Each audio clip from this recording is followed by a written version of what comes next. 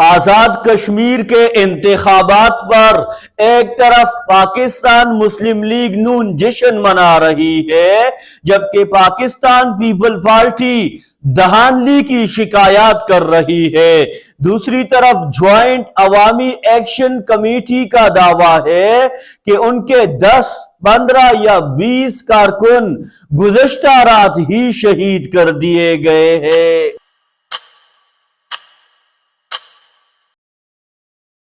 آزاد کشمیر کے انتخابات کے نتائج کے حوالے سے یعنی 13 حلقوں میں سے 10 حلقوں کے نتائج آ چکے ہیں، جس کے مطابق پاکستان مسلم لیگ نون 7 سے 8 سیٹیں، جبکہ پاکستان پیپل پارٹی 2 سے 3 سیٹیں جیتی ہے۔ لیکن سوال یہ ہے کہ لوگوں کا ٹرن آؤٹ کتنا رہا، کتنے لوگ انتخابات کے لیے باہر نکلے اور کتنے لوگوں نے ووٹ ڈالا۔ حقیقت یہ ہے کہ کئی علاقوں میں ٹرن آؤٹ بہت کم دکھائی دیا۔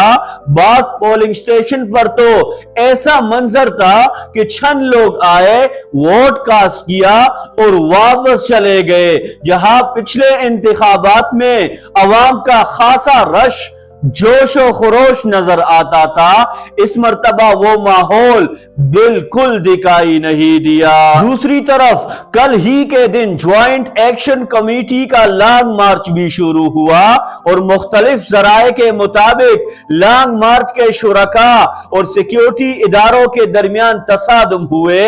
ایکشن کمیٹی سے وابستہ ذرائع مختلف دعوے کر رہے ہیں، کسی کے مطابق 10، کسی کے مطابق 15، جبکہ بعض کے مطابق 20 تک افراد جاں بحق ہوئے، جبکہ حکومت کی جانب سے بھی سیکیورٹی اہلکاروں کی زخمی ہونے کی اطلاعات سامنے آئی۔ اور تیسری اور سب سے اہم بات یہ ہے کہ جس طرح کبھی بھارتی میڈیا کو گودی میڈیا کہا جاتا تھا، آج پاکستانی میڈیا کے بارے میں بھی سوالات اٹھ رہے ہیں۔ کل پورا دن زیادہ تر میڈیا صرف الیکشن کوریج میں مصروف رہا، لیکن احتجاج، لانگ مارچ، عوام کے مطالبات، ان کے تحفظات اور انتخابی بائیکاٹ جیسے اہم معاملات پر تقریباً خاموشی دکھائی دی۔